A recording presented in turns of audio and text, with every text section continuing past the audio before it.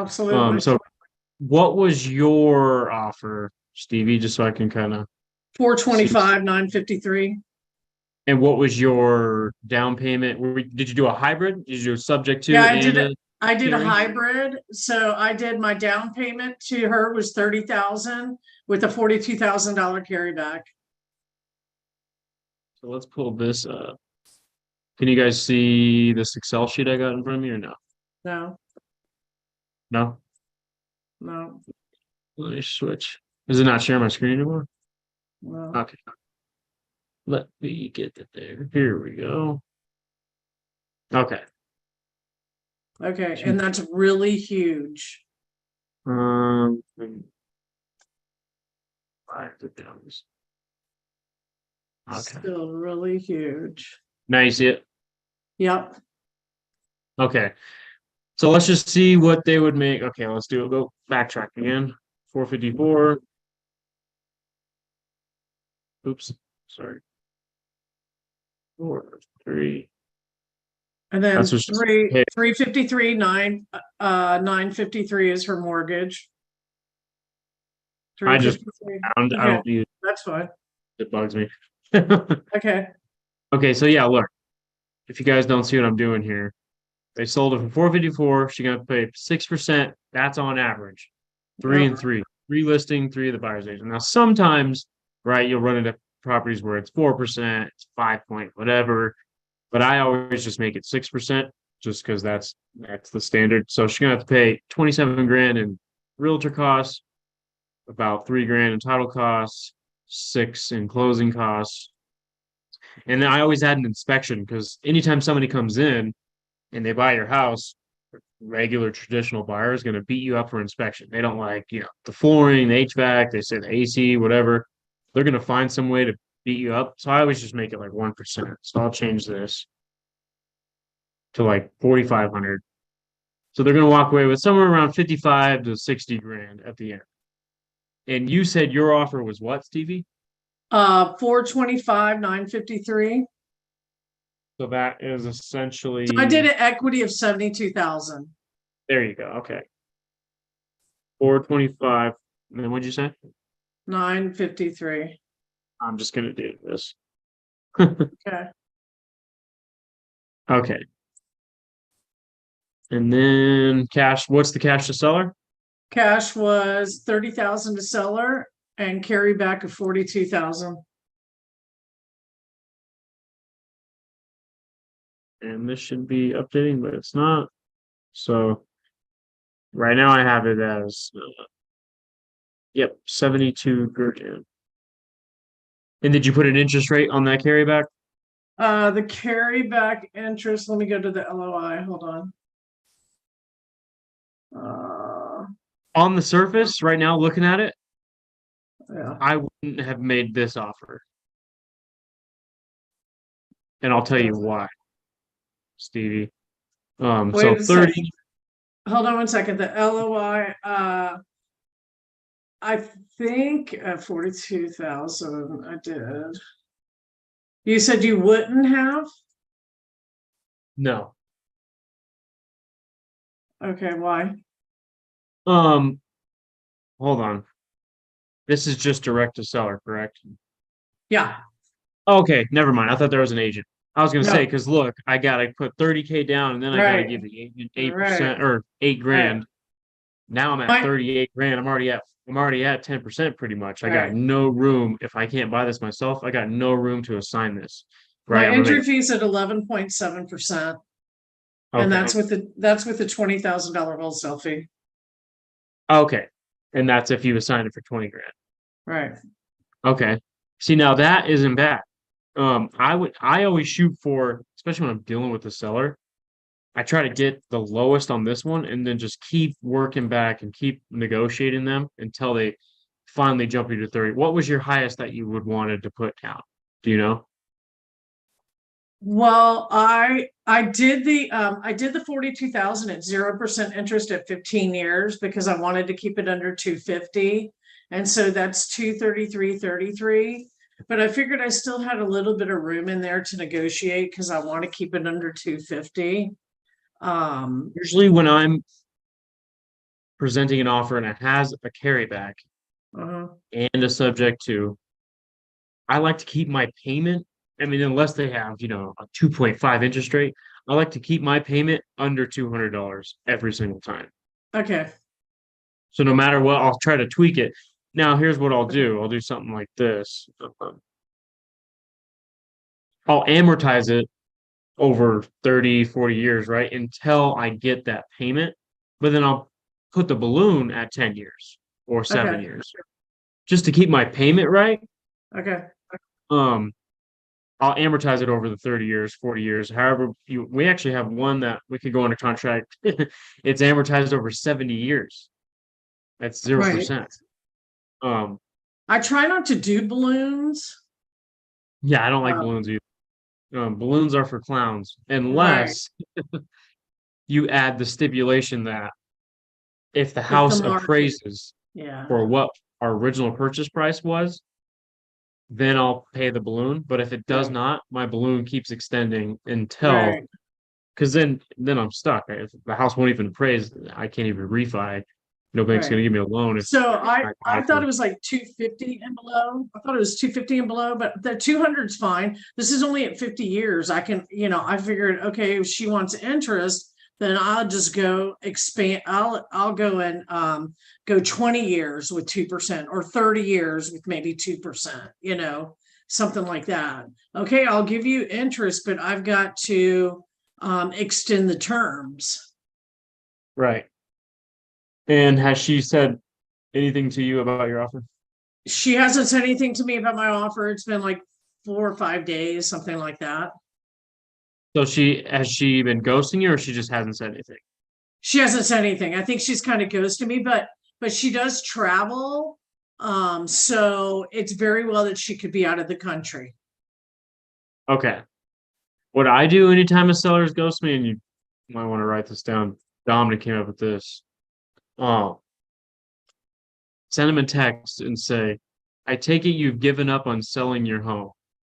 That line gets every single person who's ghosted me every single time because it makes them feel like, wait, I'm not giving up. I'm not a quitter. I haven't given up. And they always respond to you every single time. It never fails. So anytime I'm getting ghosted, I say that exact thing. I say, I take it you've given up on selling your home. It works. Okay. It works every single time. Okay, I It love is like that. a, I a, love a that. little ninja hack there for you. Okay. I love that.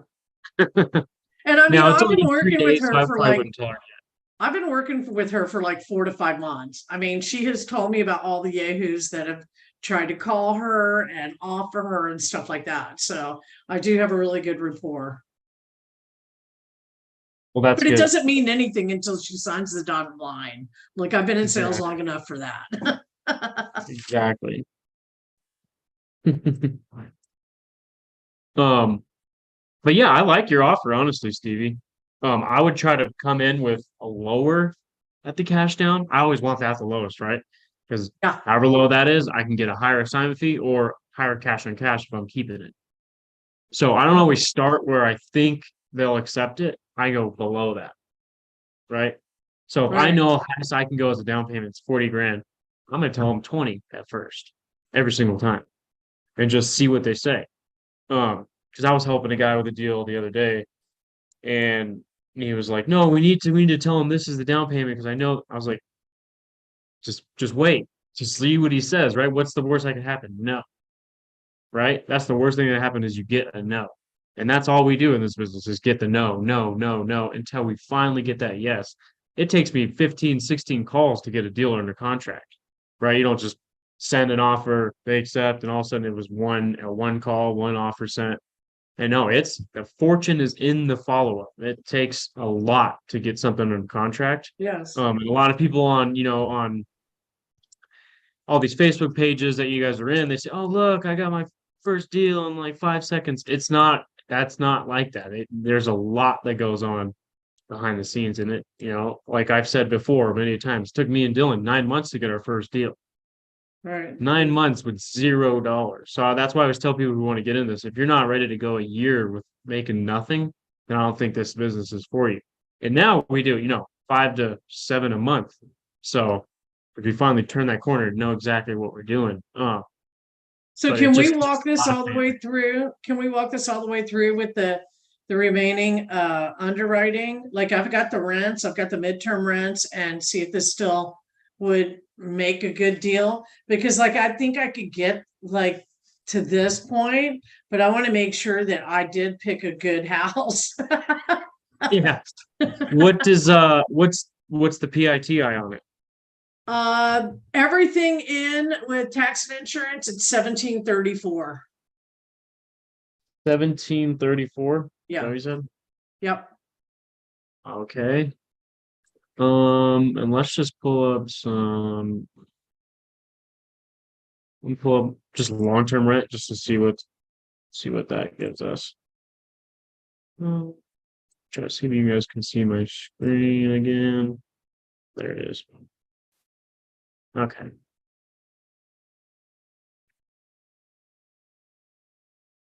And how many bed and baths is? I forget. It's not in front of me. It is, hold on one second, I'll pull it up. Yeah, I think I have it. 3-2. Okay. 3. Okay, average rent $2,300. Okay, I had 22, but okay. You had 22. Yeah. I always like to lie low. Let's call it 22. Okay. And then I always check furnished finder. Yep, that's what I got. And what'd you get on those numbers? I got 3,000. Because I do room by room, right? Yeah, of And course. so I did 3,000 for furnished finders.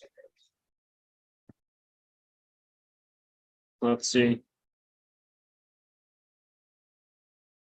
if it would load for me. Can you see that I'm on furnished finder right now? Yeah. And you got 3,000 for it?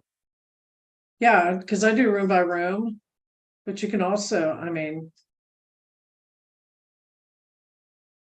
Okay. I'd like to see how you pull it up. I like to see the inside more, honestly. Because then I'll know what's Yep. does it have a pool? No. No. Okay. So let's just check this place out.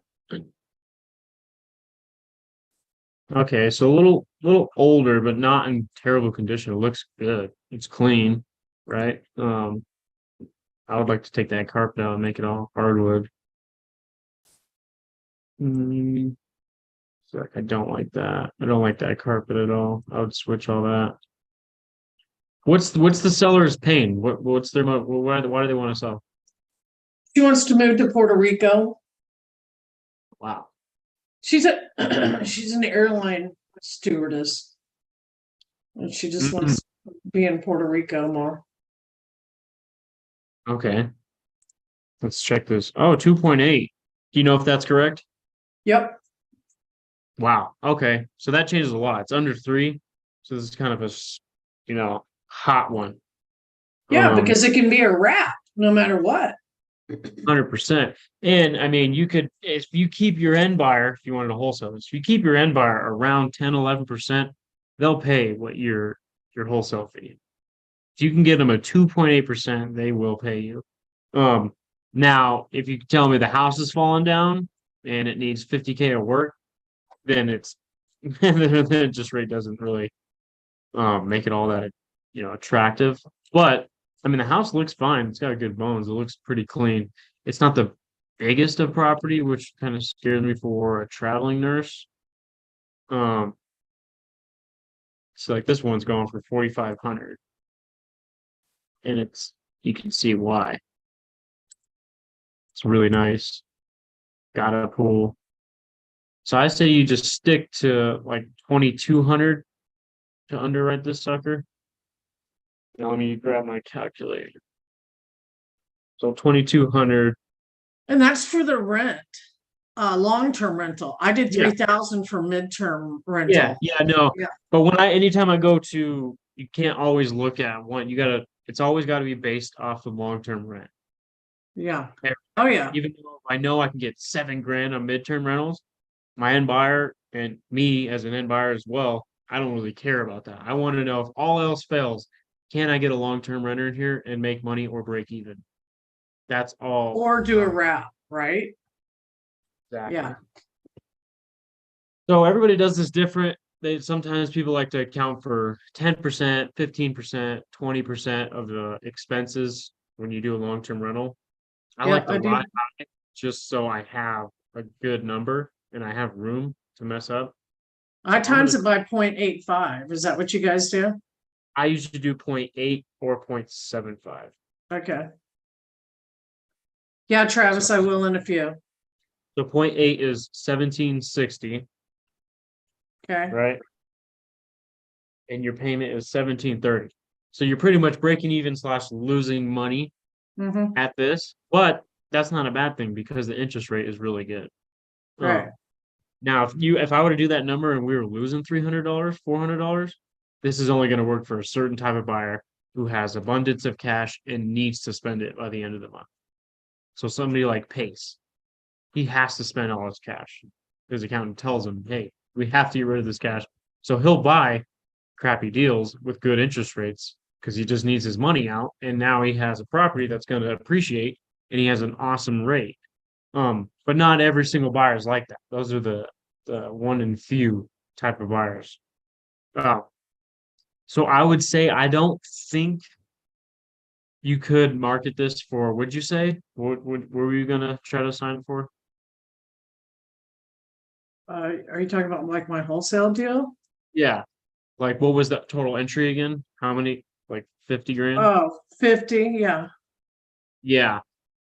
It would be tough to get that. I'm sure a lot of end buyers would beat you up for like they want to be in at 9%, 8%, just I think I because of had 11.7% entry. yeah. I mean, I like it. It does not hurt to. I'd still market at that where you have it at. I would still market it at that. I always do that. I always set my assignment fee, market it, and I see what the market tells me. If everybody's like, "Yo, I can only have this at 40 grand. I can only grab this at 35, 48." Then I let them tell me, "Okay, oh shoot, my assignment fee's too high. I locked up the cash to seller too high. I need to go back and renegotiate." Um, but as long as you're around that 10 to 12%, I'd still market it. So I like where you're at with this one. Um, Now if it was a more updated house, 100,000% you would get your assignment fee like that. But because a little older, smaller, might be a little tough in Gilbert. Uh, is that Maricopa County? What county is that? Yes. That's like we're all but like Gilbert, Chandler. That's like really Yep. prime location. Yeah. hmm And what you got going for you is Arizona. There's a million sub two buyers in Arizona. I mean, All right. it's endless. You could post that and have 50 comments on 10, 15 minutes. But all in all, no, nice, Stevie. I like that deal. That's pretty sweet. That's a sweet interest rate. It's kind of what the main thing is the interest rate. So I have a question for you, Joey. So when I'm doing my because I do 0.85, but I don't on the sub two deals, I don't do the cash on cash return, or is Say that that just again. for seller finance? Are you asking me? I guess I don't get what Do you're asking. I because I when I try to do the when I'm doing the underwriting, I take the PITI, right? And then I'm subtracting, the rent and I'm taking the rent and then I subtract I'm taking what the average rent is, okay? Yeah, And I do the times I do 0.85. If it's like a midterm rental, then I'll do like 0.8 or 0.75 depending, okay? And then I take whatever the true mortgage, the PITI, and then I subtract it from that, okay? But then I was taking what the 15% cash on cash number was and trying to subtract it from that. Is that only for seller finance? That's not for sub two? no, I mean you can find cash on cash for anything. Cash on cash literally just means how much cash am I making a year versus how much I bought it, I put into it for it. Right, sure. So let's say I make $100 a month on it after my Right, underwriting. Okay. I times that by 12, right. which is 1,200. And then I'm And then dividing it into my I entry, right? then I divided by my entry fee. Say my entry fee was 20 grand. Then I know I have a 6% cash on cash, which is Right. not the greatest. Uh, That's all it is. How much cash you're going to make in a year divided by how much you put into the deal. right. That's all cash on cash is. Now, cap rate is different. You'll hear that a lot from agents. The cap rate is 3 Yeah. point. That's the literal purchase price. So that's how much money you'll make a year divided by the purchase price, which that's why people will get excited over a 5 cap, a 6 cap, because it's 6% of the total purchase price. But I only use cash on cash because I'm only doing creative deals. So I only care about, how much am I going to make this year and how much did I put into it? Well, what's that percentage? Right. Right. But I mean, no, I like the deal, Stevie. It's pretty sweet Okay. interest rate. It's in a good area. Sounds like a motivated seller. Okay, cool. What would be great is just to get, did you send it with the balloon, that offer? No. No? I Okay, good. always start my deals. I always start my deals low, right? Yeah, of course. With room to move because I know that they'll come back with like negotiating something. So then that just gives me room to negotiate, you know. And then also, I underwrite it with a room for even for me to negotiate my wholesale fee. Exactly. So I just always keep those things in mind. I have a 0% interest on my carryback. If Always. she wants to Yeah. negotiate, okay, you want interest, fine, then we'll spread out the 15 years to 30 years and I'll give you interest. Because generally I'm not going to hold it 30 years. And so, I'll show her that how that can benefit her versus, the difference. Hmm. So, I always try to, and on this one, I probably did go in higher on the down payment just because I've been working with her for so long and she's been super tough. What has But she told you that she wants down? Has she told you a number? she wanted the whole thing. Well, of course. She wants she's been stuck at that 454, 454, 454, but it just does not cash flow at the 454. So I mean, I know that some people in creative financing think that, oh yeah, we can get your asking price just by, if somebody asks, they have an asking price of 454. I think they hear in the rooms that, oh yeah, we can get you your asking price if you give us terms. No, that's bull. That's BS.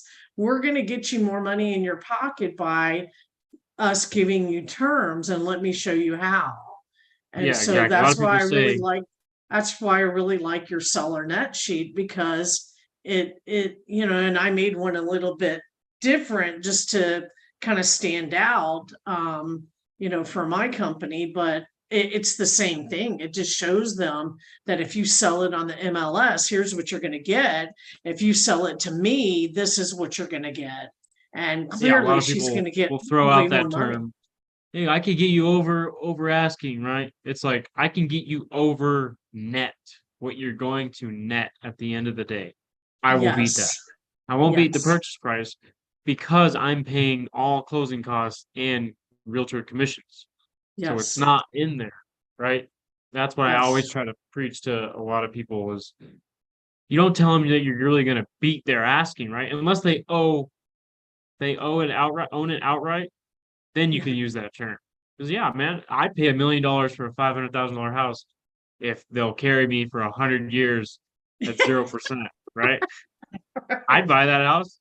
My Right. payments get so low, and I Exactly. can just rent it forever, right? I don't All care. I day bought it for a long. million. I All put day it zero long. down, and I got 0% interest for 100 years. Mhm. right? So that's why um All day long. purchase price doesn't really matter in the creative world. What matter are the terms. Yeah, Uh, that's but it. yeah, no, sweet.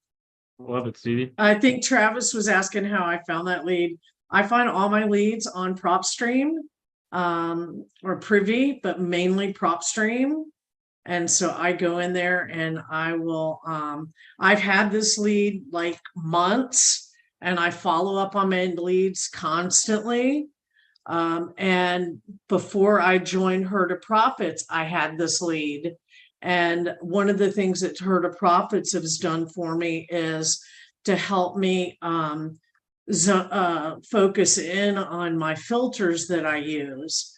And so I know that if you guys stay on here, there's filters that you can use that really get into the low equity type homes and areas. And I target several different states, and I target low equity properties and properties that have been on the market for a long time. The longer they've been on the market, the more pain they're experiencing. So Yeah, that's and the I'll do ones it. that I go after. Dylan showed a couple weeks ago. You should Hmm. check. You should write this down or look at this. Take a screenshot. Let Yeah, me share it with you. that's This is right. worth a lot of money. What I'm about to show you. But this is definitely the room to be in if you want to learn those things. Because Does everybody see my prop stream? yes, yes. Okay.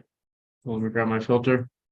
This filter right here is what kills the industry. This is what we kill it with. We just call these properties all damn day.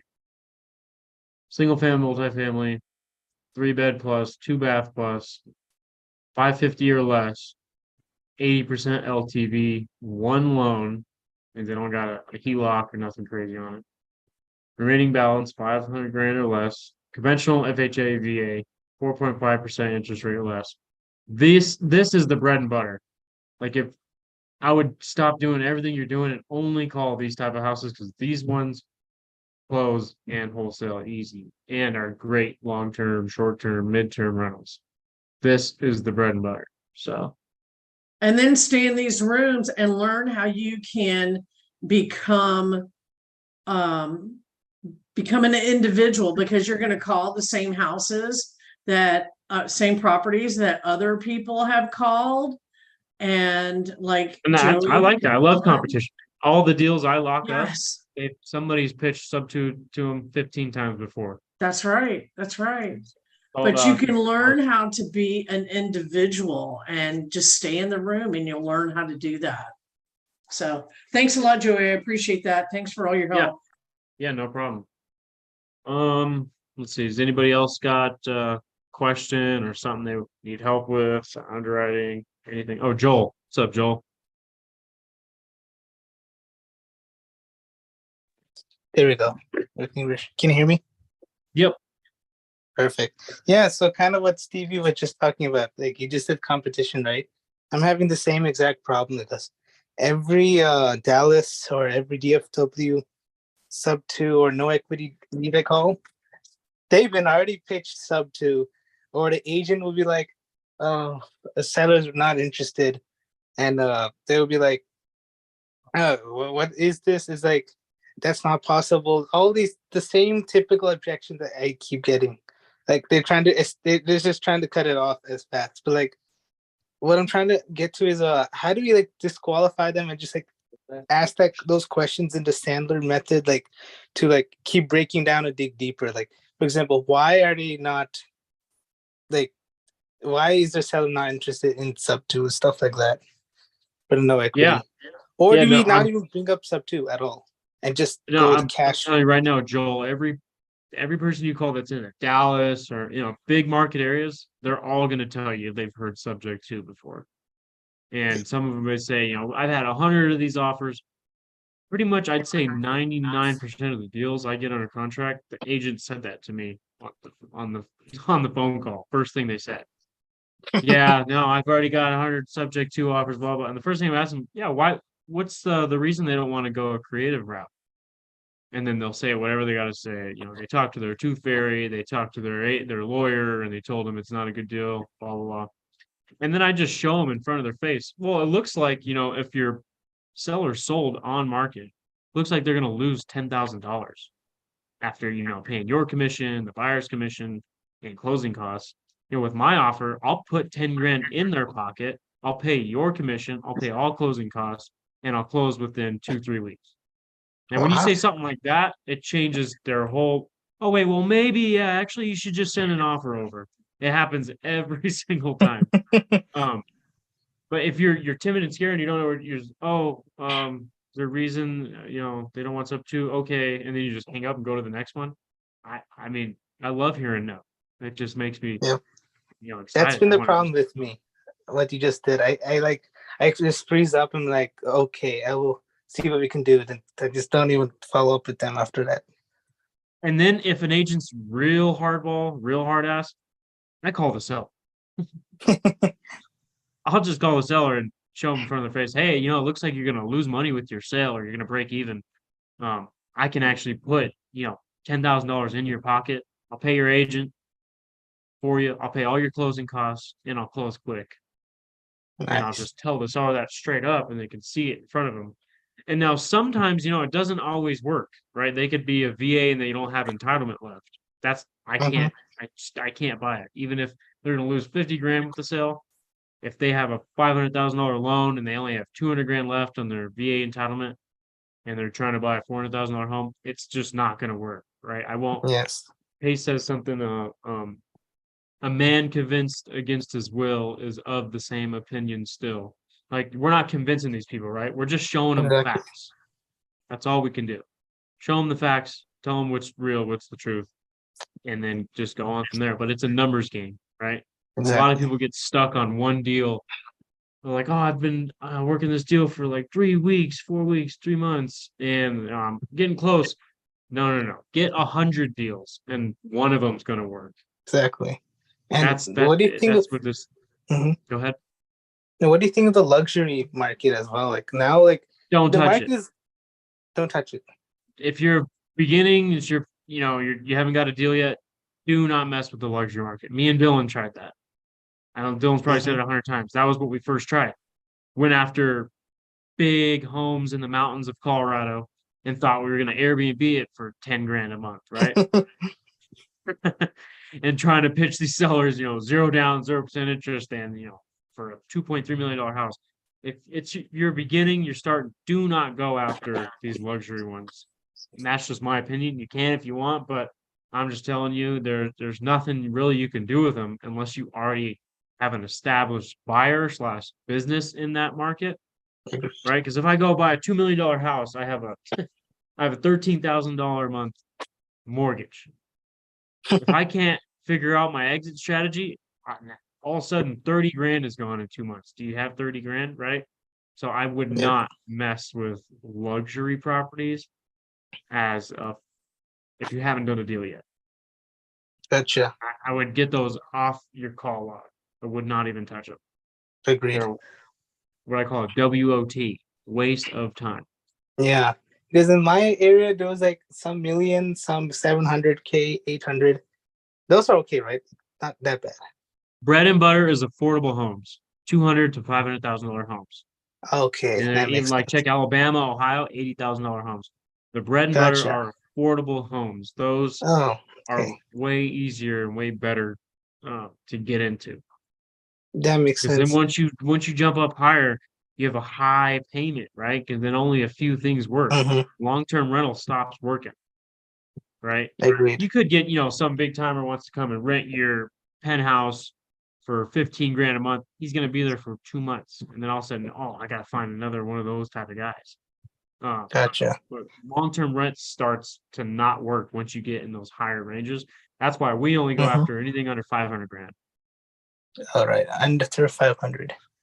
Unless it's in the state that I'm living in, because we already Mhm. have properties here, we already have things established here. I know a lot of buyers, a lot of rat buyers, penalty Yep. box buyers who are ready to go. So if it's in my state in Colorado, I'll take a look at it. But besides that, stay away from those luxury properties. I agree. Yeah, on that note, you actually mentioned about rat buyers, right? this agent I talked to the other day, this is for East Texas, a little bit lower income market, but I'm seeing there's less competition there. But in this East Texas market, these agents have a lot of wrap buyers. So like if I bring that agent who has a wrap buyer, how do we pay that agent specifically? If they bring a wrap buyer to your deal, Yeah, like a lot of it's agents say all they have wrap negotiable. buyers. It's all negotiable, right? Yeah. If I have it off market, well, then I'm not going to pay the agent 3%. I'm going to give them a fee. That's what I always try to tell agents who bring me wrap buyers. Well, Gotcha. they couldn't find them a house in the first place because they couldn't get qualified.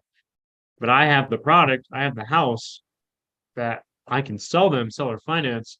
So I'll just pay that agent a fee wherever we negotiate. I wouldn't make it standard because you could shoot yourself in the foot and end up telling them, I'll pay 3% on every one you bring me.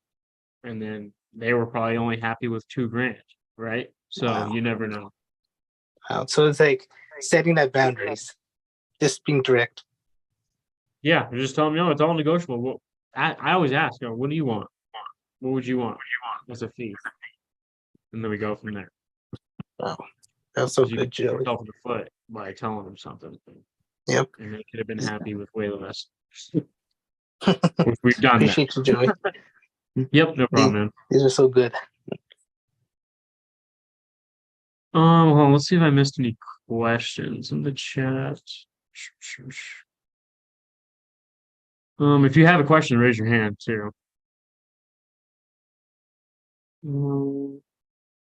I guess nobody. What additional filters do you use to include prop stream or look for fix and flip properties?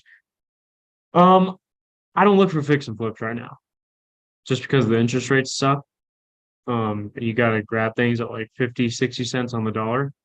I'm not really looking for fix and flips. Now, if it comes my way and somebody brings me something, I'll take a look at it, but I'm not putting filters out looking for fix and flips, if that answers your question. Does anybody else have any questions? Mary, what's up, Mary? Hey, Joey. Hey, I just had a question based on your, the list that you pull, since it's very specific, low equity, et cetera. What would you say on average your closing rate is? Like once you pull a list and you contact the agents or the sellers, what do you see as an average close rate? Like the average of all the houses I pulled versus how many get closed? Yeah, because I know there's probably a lot that are interested. But I was just curious what the average close rate is, like how many, like quantity, how many you're calling, and then how many actually close. I don't know the exact number, but I always say this just because it feels like it. I'm like 1 in 75, Okay, 1 in that's 100. Like, good. you got to get that's why I always tell people when they say they're working a deal for so long, like get 100 of them because only one's going to work. Got it. No, that's good. Um, That's good. That Now helps. that may be extreme, right? It's probably not 100, but it's up there. Okay, It's definitely over 50. that was helpful. Thank you. Yep, no problem. Does anybody else have any questions?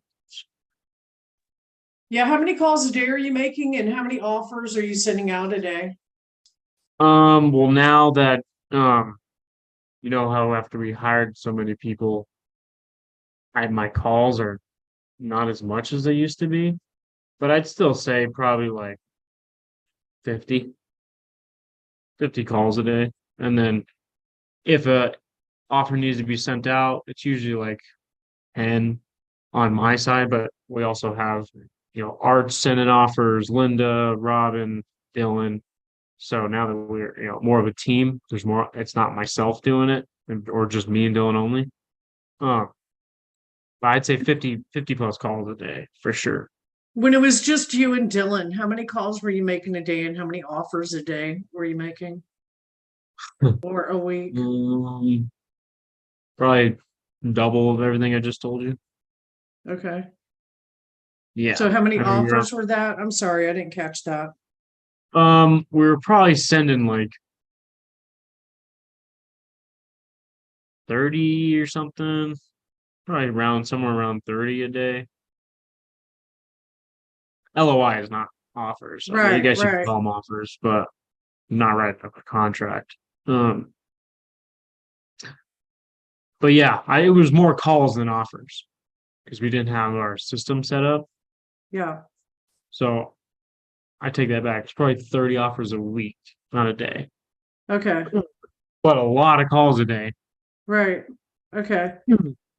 But that's Over, for the 30 offers were from people that you did actually talk to, correct?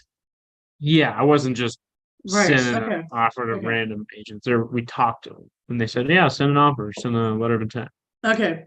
Okay. Gotcha. Yep. Alexis from New Hi, York so City. yeah, so thanks for taking my call. So I'm new, today's my first day, but I wanted to ask based on what you guys were having conversation of, on the prop stream, you put down those requirements, using those requirements to call those people. What is it that you say? Is there like a script that you use or something to make calls every day? Based on that? I don't use a script because I've done it a billion times. But actually here in a minute, I'll just make a call so you guys can hear what it sounds like. Okay. But I mean, are you asking like for a script? Because I think we have an outline on the Herd of Profits Facebook if you're in our group. Okay. And Yeah. it'll give you an outline script. Okay. Yeah. Are you in our Facebook? Is that the Facebook for Elephant Challenge? It is, but we have our own as well called the Herd of Profits. Yeah. Could somebody put a link in it so I can check it out? I think I Yeah. am, but I'm not sure. Yeah. I just suck at putting this stuff. Let me find it. But I think we have a script on there. But I don't use scripts because I don't like to sound like I'm reading from something. But if it's your first time, it's good to practice an outline or a script. Yeah. And by some chance I get lucky and I do get somehow, I'm able to make an offer or something. Is it okay maybe to reach out to the group or to you and say, hey, I Yeah, got, that's why you should join the Herd of Look, people. Somebody put it in there. Maggie put it in there. yeah, I see Three that. people put Thank it in you. there. It's in the side chat. But yeah, you just go on there. You can ask questions, right? You can send in deals you need help with. That's what that's for. Just to help you guys. Free help is what it is. Great. Thank you. Thank you. Yeah, of course. Let's see. Joel, you still got your hand raised. Do you have a question or you just forgot to lower it? Actually, no, I do have something to ask you. You have like 10, like a lot of offers, like from the calls from 2-3 weeks. I also did with Angie as well. The thing is, I haven't followed up once with them. Since some were saying submit an offer, some were supposed to be a follow-up, but it's been a while since I actually talked to them. So like, what can we do in such a situation like that? Like, I procrastinated a bit to get back to those agents, especially those some were like motivated to like send an offer right now. They're like wanted to sell it, and I still haven't sent it out yet. So like, how should I get back to that agent, to those agents? Just do it, Joel. Right when we get after this, after we get out of this call those agents right up. Right. This sounds like you're making an excuse for yourself why you haven't done it when maybe you're scared, maybe you're intimidated of a no, maybe you're like, hey, I don't know if they'll take my offer, right? But who cares? That's what you want. You want 100 no's. That's this whole point is to get a no, no, no, no, no, and then now you know everything, right? You know every objection. You're not scared for somebody to yell at you or an agent to be mean to you. And then when you get that yes, it's just a cakewalk. So it sounds like a you problem, Joel. You need to get on the phone. You Yep, need to stop procrastinating. You need to just make those calls. I agree. Yeah, I've been a little bit frozen, but I gotta get up. and make it back. Yeah, you need to just do it, man. Just tackle it. There's nothing to lose. You got nothing to lose, right? It's just You're a right. phone call. Yep. And then all of a sudden, crap, you can make $10,000 from it. You never know. Exactly. But Just yeah, when you're right making after this offers, call, Joe.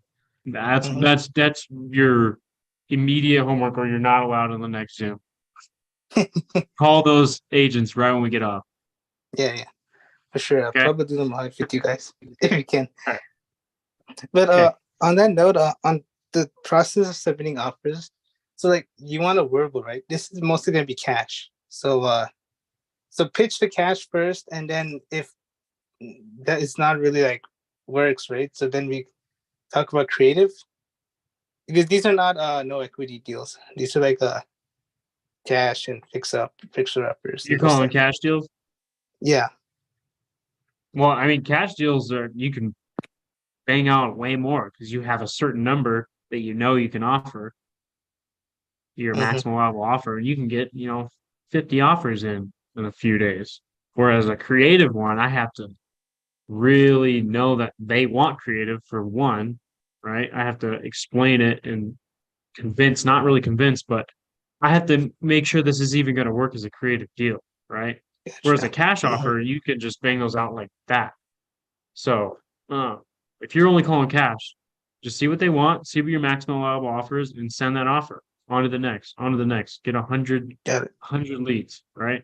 Don't Hmm. be worried about the 3 you got right now and nurturing them and nursing them. No, you let those agents know, yeah, I'm not really interested in this one. I actually have 5 other deals I'm looking at, so I'll send you an offer. Don't make it seem like you need that deal, right? That Exactly. always That's you can think that. I'm actually looking at 5 different deals right now on my desk. And I like yours a lot, but if we can't come to the right terms, or nothing, I'm gonna go with another deal. Make it seem like there's not much urgency for that one, right? Just get as much deals as you can in your pipeline, Joel. gotcha. Don't be stuck on the 2 you're working on. Gotcha. Got it. Just kept going. Get going. Just make the call. Pick up the phone and start dialing. On that Wall Street.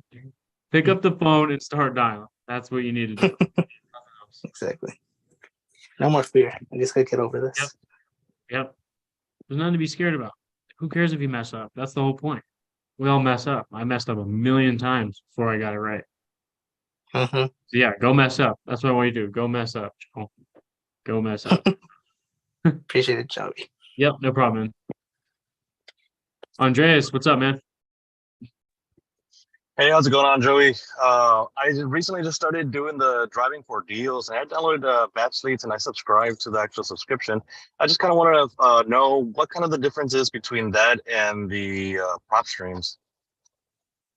PropStream doesn't have a driving for dollars. They don't have do you have batch driven? Is that what you got too? Yes, I got batch driven. Yes, I Yeah, think it's so batch. PropStream just doesn't have it like where you can follow it on your phone readily available. I use PropStream to find my leads that I'm just going to cold call or send Oh, to I my see. cold callers to call. And I just use it to look up, all my filters and everything. But what you got, that batch driven, you can drive by a house and it is on your phone. You could save it, find their information right on your phone. Yeah.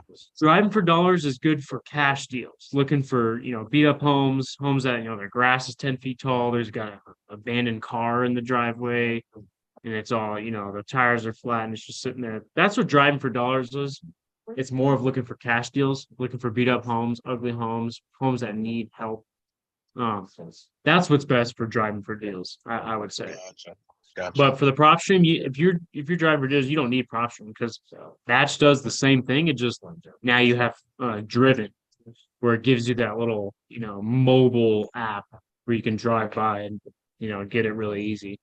So I wouldn't say you need prop stream. I like prop stream more just because I used it this whole time. We've had Batch before, but I just like prop because of the surface. I love the filters on it, and I can find things just really easy. But I mean, they're both the same thing. Awesome. Good to know, man. PropStream Thanks so much.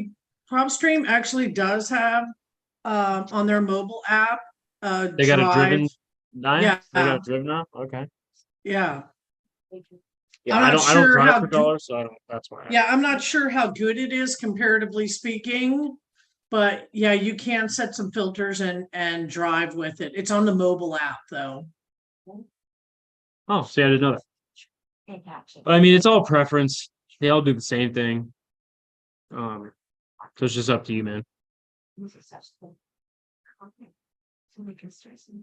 You driving for dollars right now, Andres? I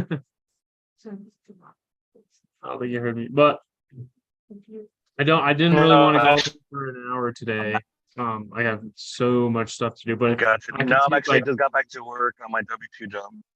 oh, well, nice, man, nice. But anyways, I don't want to really go over an hour today, and as we usually do, but I got Dylan left me all alone, 100 leads to go through. But I can answer like one or two more questions if anybody has them. If not, so speak now or forever hold your peace. I have a question, Joey. This is Maggie. Yeah, A Maggie. quick one. I'm pretty new, so I'm trying to find my niche, but I'm curious, can you, if a listing is in short sale, but it's also probate, can you do a sub two if there is a loan on it? Yes, you can, but probates it gets tricky, short sales get tricky. I like short sales because a lot of times they don't know that, hey, don't go through a short sale, just let me Right. sub to it, right? Mhm. But a lot of times in a short sale, they owe a lot of back, and sometimes they haven't paid in a year, which sometimes kills the deal. But in a short answer, yes, you can. You can sub to anything, Right. right? Well, to piggyback on that answer, if it's a pre-foreclosure and it has equity of line, not, I mean, mortgage, but also equity of line, ELOC with a good rate, can you do sub Oh, two? it's got a HELOC as well. Is that what you're saying? Yeah, yeah, When they got a HELOC, you can't sub to a HELOC. You got to pay it off. yeah, Yeah, I would 'cause think those- so, because it's not, yeah, those have a due date that are quick, and usually the interest rate changes. I won't want to sub to a HELOC unless somehow they got some crazy 40-year 2% term, and Mhm. I can use the HELOC. Well, then yeah, but that's a fairy tale. So no HELOCs, okay. you got to pay them. All right, thank you. I won't keep you. Joey, one quick question. Do we stay Yes, away okay. from reverse mortgages or, Yeah, you can't do none with those. okay, thanks. Can't do none with a reverse mortgage. But sweet guys, no. Oh, Zach, I'll let you go. I'll let Zach go. No, Hey, last thanks. question. I know you say we could sub to anything. Is it easy to sub to a FHA loan in an estate because the person died? Yep. I mean, the last 3 deals we did were FHAs. And it's in an estate. The person died, so it's As long as has it gone through probate. No, it hasn't probate gone already? through probate. They're actually trying to sell it online. Right? They're trying to sell it on the MLS. So it's still in probate. I mean, could it just be locked up in probate? I'm sorry, locked up in the estate and then subtued, or would the heir have to take over, assume that, and then sub to it? It depends. For those, I would say it depends. I would try to I'm not an expert in that. But all I do know that you can sub to something of a deceased and you just keep making the payment. As long as the payment just keeps being made, nobody comes asking questions. Okay. Right. So a lot of agents will ask me, well, what if my seller dies? I'll just keep making the payment. Bank's not going to come say, hey, you died. You paid me all my money. Well, this one I think is already in the estate. So But I'm if not it's sure already, if the HA it's already in the state, so there could be a little. they already know. Yeah, I would talk Okay. to a real estate attorney for that one. Okay, will do. Appreciate it. Yeah. Thanks, man. Because I don't want to give you false advice on any of that. No. I'm not taking your advice as you're an attorney. I was just kind of picking your brain, but I'll reach out to an attorney. Yeah, those ones. That's where it gets a little tricky. Yeah, I figured that. Okay, appreciate it, man. Thanks. Have a great weekend. Yep, no problem, man. All right, guys. Thanks for coming in. Glad to have you guys. If you aren't already on the Herd of Profits, you should join that. It's in the chat 3-4 times people put it. And if you're in Colorado, come to the meetup. It's at Monkey Barrel, right? 4 p.m. at Monkey Barrel. If you're in Colorado, come through. There's a guest speaker. Who's the guest speaker? Tom Swan. Sub 2 student. So if you're in Colorado, come through. We want to see your face. If not, we'll see you guys on Tuesday at 4. Thank you, guys. Thank you, Joey. Yep. Thank you. Thanks, Joey.